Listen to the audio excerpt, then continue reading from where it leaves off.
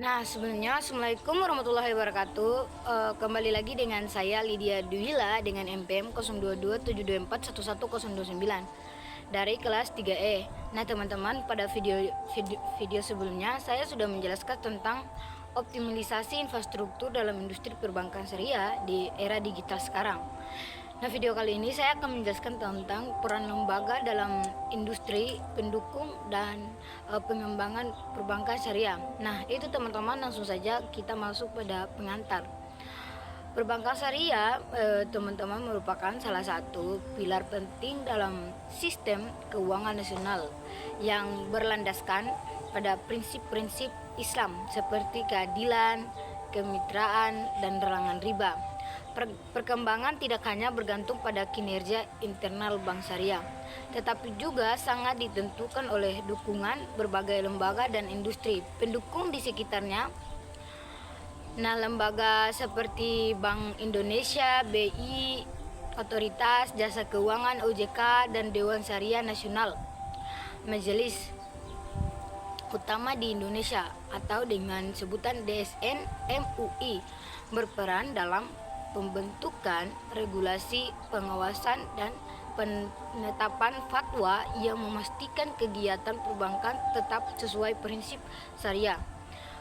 Selain itu, industri pendukung seperti lembaga pendidikan, lembaga sertifikasi, profesi, finansi syariah, serta media turut membantu meningkatkan kualitas sumber daya manusia, inovasi produk, dan literasi masyarakat terhadap keuangan syariah. Dengan sinerga antara lembaga pengatur industri keuangan dan masyarakat, diharapkan perbankan syariah dapat berkembang lebih pesat, berdaya asing, serta memberikan kontribusi nyata bagi pertumbuhan ekonomi nasional yang inklusif dan berkeadilan. Nah, yang pertama ada lembaga pendukung dalam pengembangan perbankan syariah. A. Dewan Syariah Nasional, Majelis Utama Indonesia atau yang disingkat tadi dengan DSN MUI.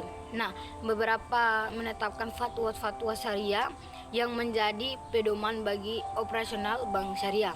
Nah, itu tadi teman-teman, mengawasi kesesuaian produk dan jasa keuangan dengan prinsip syariah, menjadi acuan bagi regulator seperti OJK dan BI dalam menyusun peraturan. Nah, B ada Otoritas Jasa Keuangan atau yang disingkat dengan OJK, itu teman-teman.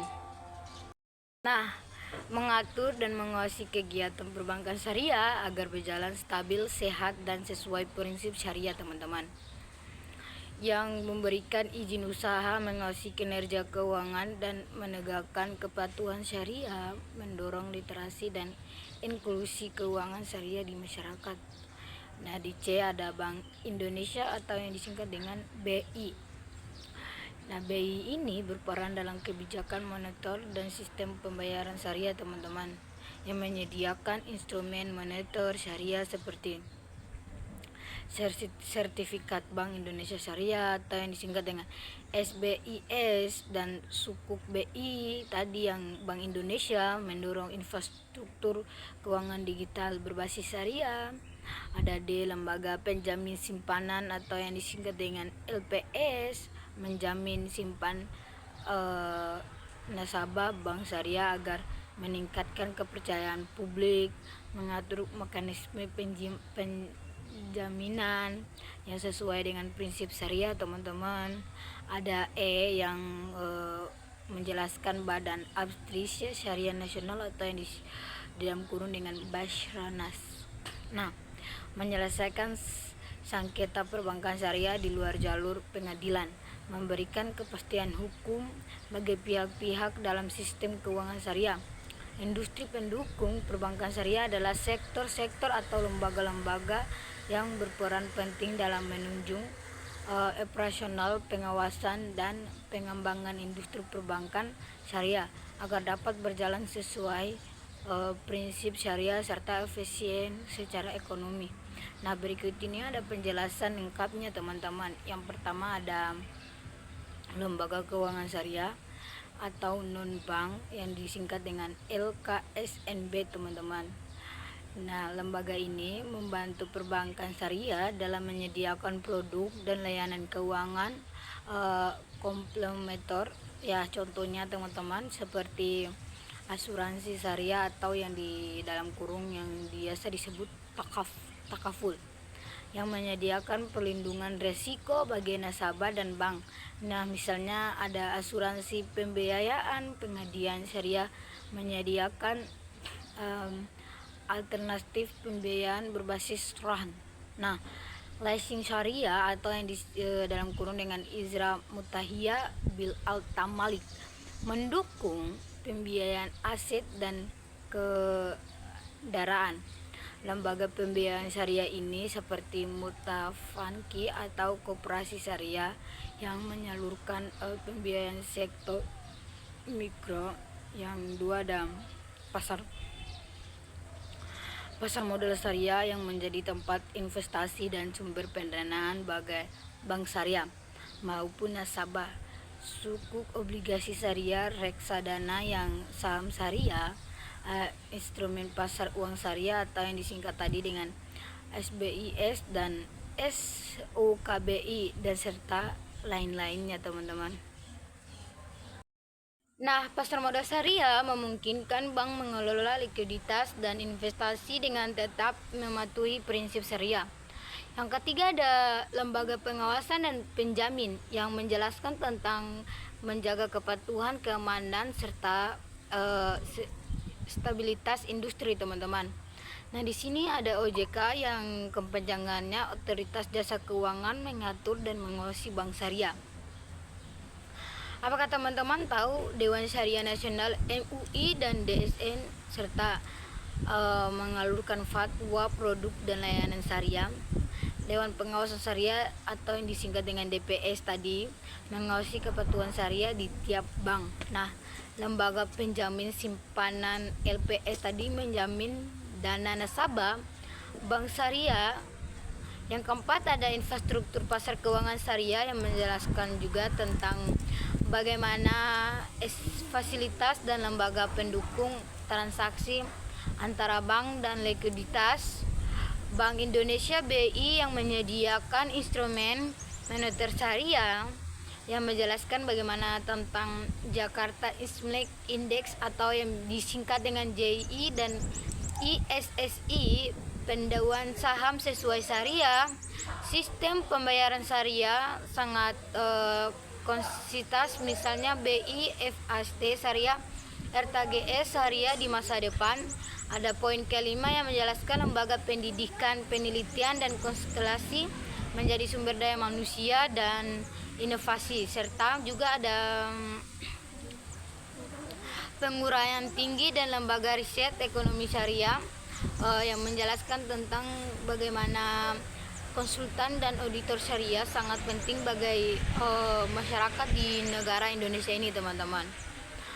Pusat pelatihan perbankan syariah sangat penting bagi nasabah, misalnya lembaga keuangan syariah, Trend Center, atau yang keenam ada poin keenam yang menjelaskan teknologi finansial yang disingkatkan dengan Fastnin syariah, inovasi digital yang memperluas akses dan efisiensi layanan, platform pembiayaan peer-to-peer atau yang disingkat dengan P2P syariah ini, holding halal mengawet atau gateway syariah, digital banking syariah. Nah, yang ketujuh ada lembaga zakat infak yang penjelasannya ada sedekah dan wakaf, jiswaf atau mendukung aspek sosial dan berkelanjutan ekonomi umat manusia pada amil zakat nasional atau yang biasa disebut dengan Basnas. Nah, Basnas ini menjelaskan bagaimana lembaga amil zakat laj atau yang biasa penjelasannya nasir wakaf, pengelolaan wakaf uang atau aset sangat penting bagi bank syariah sering berkolaborasi dalam mengumpulkan dan menyalurkan dana sosial. Ini sangat penting bagi kita, teman-teman. Nah, kesimpulan dari semua penjelasan tentang itu tadi, bagaimana kita menjalankan industri pendukung perbankan syariah mencakup ekosistem yang luas pada di negara Indonesia ini. Ada mulai dari lembaga keuangan, regulator, infrastruktur, pasar, lembaga sosial hingga teknologi digital. Sinergi semua unsur ini sangat penting agar sistem keuangan syariah tumbuh sehat, berkeadilan, dan berdaya asing, yang sangat penting untuk bagi kita semua, teman-teman. Industri pendukung perbankan syariah adalah sektor-sektor atau lembaga-lembaga yang berperan penting dalam menunjang operasional atau pengawasan dan perbankan industri serta perbankan syariah agar dapat berjalan sesuai dengan prinsip syariah serta efisiensi secara ekonomi. Berikut ini adalah penjelasan lengkapnya. Ada pertama, lembaga keuangan syariah atau non-bank yang disingkat dengan LKSNB. Lembaga ini membantu perbankan syariah dalam menyediakan produk dan layanan keuangan atau komplementer, contohnya asuransi syariah atau yang di dalam kurung dengan takaful. Teman-teman, menyediakan perlindungan risiko bagi nasabah dan bank. Misalnya ada asuransi pembiayaan, pengadaan syariah, menyediakan alternatif pembiayaan berbasis RAN. Leasing syariah atau biasa disebut dengan ijra mutabil tamalik, mendukung pembiayaan aset dan kendaraan. Lembaga pembiayaan syariah seperti Mutlanifik atau koperasi syariah yang menyalurkan pembiayaan sektor mikro. Nah, yang kedua ada pasar modal syariah. Pasar modal syariah ini menjadikan tempat investasi dan sumber pendanaan bagi bank syariah maupun nasabahnya, teman-teman. Nah, di sini ada sukuk obligasi syariah atau yang biasa disebut dengan reksadana syariah, teman-teman, di mana ada saham syariah, ada instrumen pasar uang syariah atau yang disingkat dengan SBIS dan SUKBI tadi, dan lain-lain, teman-teman. Ada pasar modal syariah memungkinkan bank mengelola likuiditas dan investasi dengan tetap mematuhi prinsip syariah, serta ada 3 lembaga pengawasan dan penjamin yang menjaminkan menjaga kepatuhan, keamanan, dan stabilitas industri, teman-teman. Teman-teman dapat ketahui bahwa OJK atau yang biasa disebut dengan Otoritas Jasa Keuangan itu mengatur dan mengawasi bank syariah, teman-teman. Nah, di sini itu Dewan Syariah Nasional atau yang biasa disingkat dengan MUI atau DSN MUI mengeluarkan fatwa produk dan layanan syariah. Nah, Dewan Pengawasan Syariah ini atau yang biasa disebut dengan DPS ini mengawasi kepatuhan syariah di tiap bank, teman-teman. Nah, lembaga penjamin simpanan LPS ini menjamin dana nasabah bank syariah, teman-teman, serta ada juga penjelasan tentang nomor 4, infrastruktur pasar keuangan syariah, teman-teman. Nah, infrastruktur pasar keuangan syariah ini menjelaskan bagaimana fasilitas dan lembaga pendukung transaksi antara bank dan likuiditas, teman-teman. Ada Bank Indonesia yang disingkat dengan BI menyediakan instrumen moneter syariah, teman-teman, yang biasa tadi itu saya sudah menjelaskan DP poin-poin lagi. Nah, ada Jakarta Islamic Index yang biasa disingkat dengan JII dan ISSI, sistem pembayaran syariah, teman-teman. Misalnya BIFAST syariah atau R3S syariah. Di masa depan ada 5 lembaga pendidikan serta penelitian dan konsultasi menjadi sumber daya manusia dan inovasi bagi untuk kita semua berada di daerah Indonesia ini, teman-teman. Nah, pengurangan tinggi dan lembaga riset atau ekonomi syariah biasa disebut dengan konsultan dan auditor syariah. Pusat pelatihan perbankan syariah ini misalnya lembaga keuangan syariah training center, teman-teman. Ada teknologi finansial financing syariah atau inovasi digital yang sangat memperluas di inovasi Indonesia ini.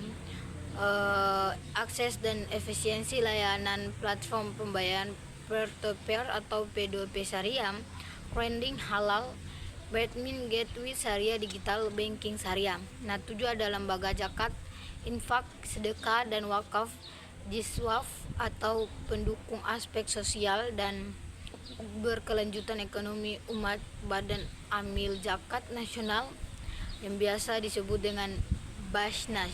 Nah, lembaga amil zakat ini LAJ atau Masyir Wakaf, pengelolaan wakaf uang atau aset teman-teman. Bank Syariah sering berkolaborasi dalam pengumpulan dan penyaluran dana sosial ini. Dapat disimpulkan yang menyimpulkan industri pendukung perbankan syariah mencakup ekosistem luas mulai dari lembaga keuangan, regulator, infrastruktur pasar, lembaga sosial hingga teknologi digital. Sinergi semua unsur ini sangat penting agar sistem keuangan syariah tumbuh sehat, berkeadilan dan berdaya saing bagus sekali.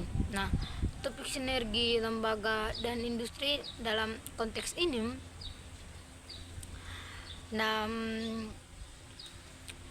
perbankan syariah sangat penting karena keberhasilan sistem keuangan syariah tidak bisa berdiri dengan kolaborasi sebagai pihak di dalam ekosistem ekonomi syariah. Nah, berikut ada penjelasan lengkapnya ini. Nah, tentang sinergi lembaga dan industri dalam perbankan syariah. Nah, pertama ada sinergi antara regulasi dan industri yang dimana ada pihak yang terlibat serta ada otoritas jasa keuangan yang disingkat dengan OJK, sekaligus ada Bank Indonesia yang biasa disingkat dengan BI.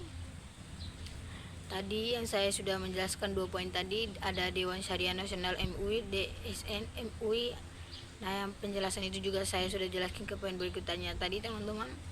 Ada Asosiasi Perbankan Syariah atau APSI Indo atau bentuk sinergi, serta OJK dan BI menetapkan kebijakan moneter dan makroprudensial yang mendukung perkembangan perbankan syariah seperti insentif, likuidatif, dan standar kepatuhan syariah teman-teman. Serta ada juga DSI MUI menerbitkan fatwa untuk produk bank syariah, sedangkan OJK memastikan implementasinya tadi teman-teman. 6.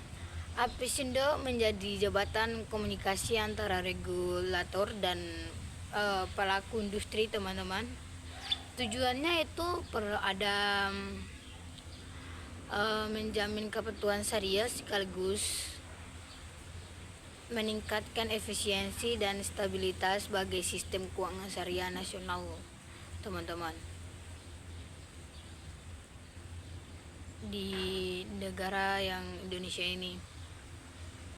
Yang kedua ada sinergi antara bank syariah dan lembaga keuangan syariah atau non-bank. Nah, pihak yang terlibat atau bank syariah, asuransi syariah, takaful, pengadaan syariah, finance syariah, koperasi syariah ini menjelaskan bagaimana tentang bentuk sinergi serta juga bagaimana menjelaskan tentang bank syariah bermitra dengan asuransi syariah dalam produk pembiayaan, misalnya pembiayaan dari rumah dengan perlindungan takaful. Nah, yang kolaborasi dengan finansial ini syariah untuk memperluas akses layanan digital sangat penting bagi kita semua teman-teman. Nah, digital sekarang itu kerja sama dengan pengadaan syariah untuk menyaluran pembiayaan mikro atau investasi logam mulia. Nah, tujuan dari semua dua poin tadi penjelasannya itu meningkatkan inklusi keuangan syariah, memperluas pasar dan memperdalam produk halal finansial ekosistem.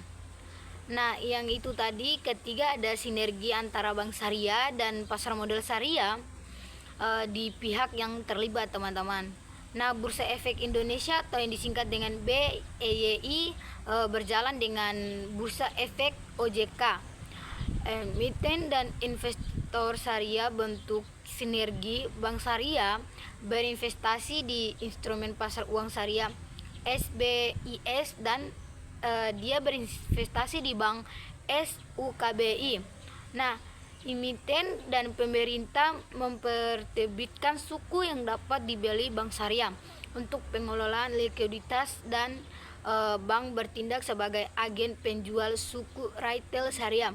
Nah, suku retail ini suku tabungan, tujuannya menjaga kestabilan likuiditas bank syariah, menyediakan alternatif investasi syariah yang aman dan halal bagi kita semua, teman-teman.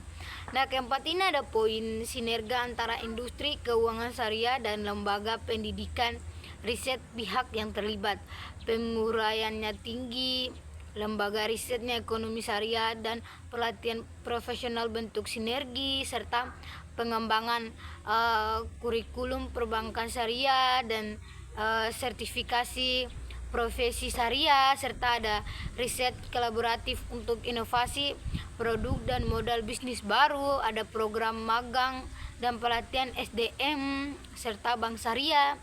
Nah, tujuan poin keempat itu meningkatkan kompetensi dan kualitas SDM industri syariah, mendorong inovasi dan daya saing global untuk bagi kita semua di negara Indonesia ini. Nah, kelima ada sinergi antara industri keuangan syariah dan teknologi Finex. Nah, pihak yang terlibat bank syariah, Satrup, Finex Syariah Regulasi atau OJK tadi, dan BI ini, dan mitra teknologi yang menjelaskan bagaimana bentuk sinergi sangat penting bagi digitalisasi layanan mobile banking. Nah, syariah ini LWDs halal digital atau on banking. Nah, platform P2P tadi itu saya sudah menjelaskan poin-poinnya dan tujuannya bagaimana. Syariah untuk pembiayaan UMKM ini, Bing Data dan atau untuk analisis bagi kita semua. Inovasi produk adalah proses menciptakan, mengembangkan atau memperbarui suatu produk memiliki nilai tambah yang lebih tinggi dibandingkan versi sebelumnya, teman-teman, atau dibandingkan produk pesaing. Tujuannya utamanya adalah untuk memenuhi kebutuhan konsumen dengan lebih baik, meningkatkan daya saing, dan memperluas pasar di negara Indonesia yang luas ini, teman-teman. Nah, berikut penjelasannya. Ada jenis-jenis inovasi produk. Nah, inovasi ini ada pertama inovasi radikal yang menciptakan produk baru yang benar-benar berbeda dari yang sudah ada, teman-teman. Ya, seperti kayak Nabati. Nah, Nabati itu mereka memproduk dengan cara baru, tapi di dalamnya itu Nabati, tapi yang memproduk atau yang luar itu dengan cara baru. Nah, contoh kemunculan smartphone meningkatkan ponsel biasa, inovasi interkemernial atau penyuruhan atau peningkatan fitur produk yang sudah ada. Nah, contoh semua itu penambahan fitur kamera AL yang biasa cari semua tentang jawaban, dan pada smartphone terbaru inovasi fungsional mengubah fungsi produk agar lebih bermanfaat untuk bagi kita semua yang memakai AL. Nah, contoh botol minum lipat yang mudah dibawa kemana-mana. Itu contoh tentang penjelasan tadi. Nah, inovasi design atau fokus pada tampilan estetika atau kemasan produk. Contohnya desain kemasan ramah atau yang menarik minat kembali. Nah, langkah-langkah inovasi produk atau yang penjelasannya, identifikasi kebutuhan pasar atau research yang dibutuhkan atau digunakan konsumen bagi bagi membutuhkan. Pengembangan ide atau brainstorming ide-ide baru yang bisa menjadi solusi atas kebutuhan tersebut. Nah, seleksi ide terbaik atau pilih ide yang paling potensial dari segi biaya, teknologi, dan daya tarik pasar untuk masyarakat yang tertarik dengan produk ini. Begitu, teman-teman, penjelasannya. Nah, ada prototipe dan pengujian buat model atau uji coba ke pasar kecil.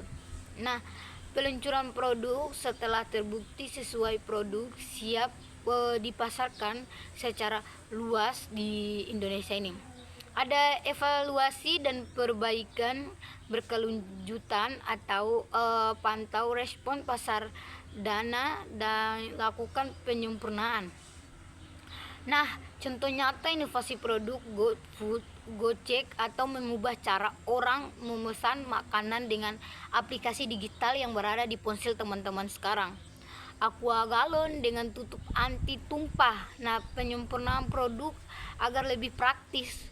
Padahal semua yang biasa disebut dengan aqua, le mineral itu semua sama, tapi mereka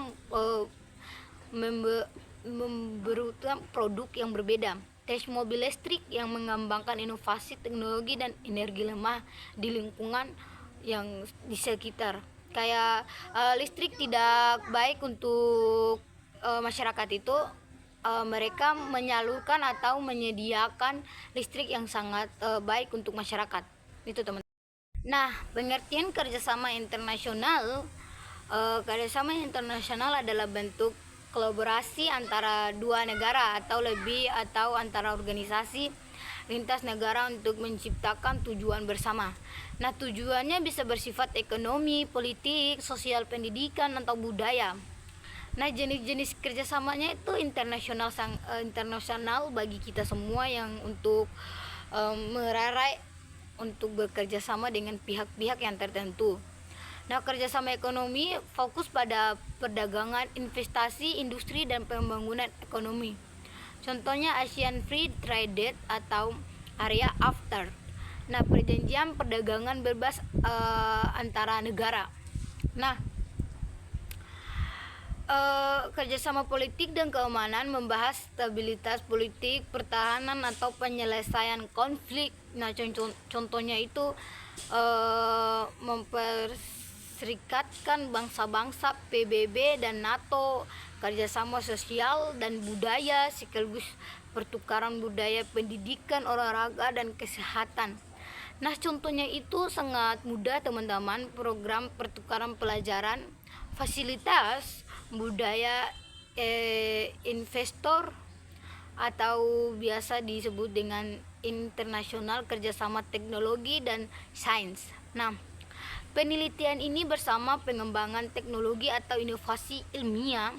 Contohnya itu program luas angkasa bersama NASA dan ESA, penelitian vaksin internasional. Nah, itu sangat penjelasan yang sangat tepatnya. Sekaligus ada kerjasama lingkungan, upaya bersama untuk melindungi lingkungan dan mengatasi perubahan iklim. Contohnya itu perjanjian Paris tentang perubahan iklim yang manfaat kerjasama internasional teman-teman. Nah, meningkatkan ekonomi dan bagaimana perdagangan antara negara dengan negara ini. Begitu teman-teman. Memperkuat keamanan dan politik, memperluas pengetahuan dan teknologi yang berada di daerah tertentu, kayak di negara Indonesia atau di negara Afrika. Mereka memperluas pengetahuan dengan sesuatu yang menyangkut dengan serta teknologi. Nah, meningkat pemahaman budaya dan sosial, bersama-sama menangani masalah global seperti pandemi, perubahan iklim, atau bencana alam. Nah, contoh kerjasama internasional Asia, kerjasama ekonomi, politik, dan budaya di Asia Tenggara atau PBB mengatasi masalah global seperti perdamaian, hak asasi, serta manusia dan kemanusiaan, atau G2O, diskusi ekonomi dan keuangan global antara negara besar, serta WHO, kerjasama kesehatan dunia termasuk penanganan pandemi. Nah, itu tadi itu penjelasan yang saya sudah menjelaskan bagaimana poin-poin tertentu. Ya, kalau kita membahas tantangan yang dihadapi dalam kerjasama internasional, ada beberapa aspek pentingnya yang perlu diperhatikan. Tantangan ini bisa bersifat politik, ekonomi, sosial, maupun teknis. Berikut penjelasannya. Nah, berikut penjelasannya itu ada tantangan dalam kerjasama internasional. Perbedaan politik dan kebijakan. Setiap negara memiliki sistem politik, hukum, dan kebijakannya yang berbeda-beda. Tetapi konflik kepentingan atau perubahan kebijakan domestik bisa membuat atau menghambat kerjasama.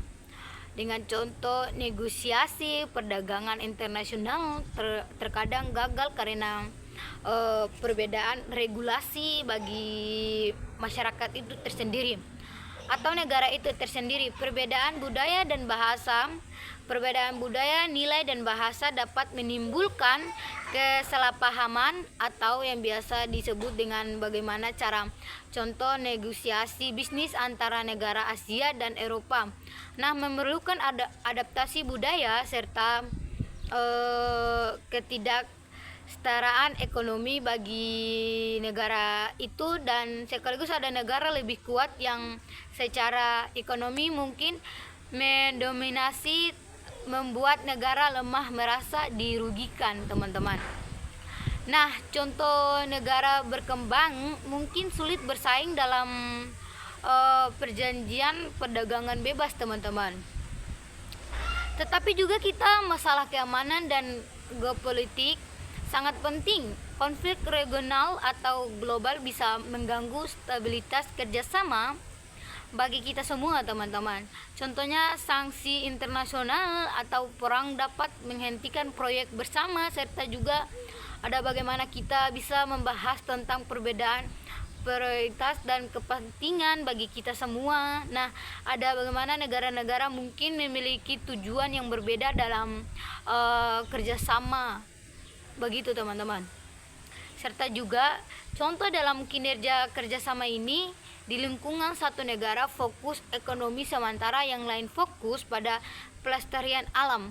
Itu kan bagaimana cara mereka mempelestarikan budaya negara masing-masing.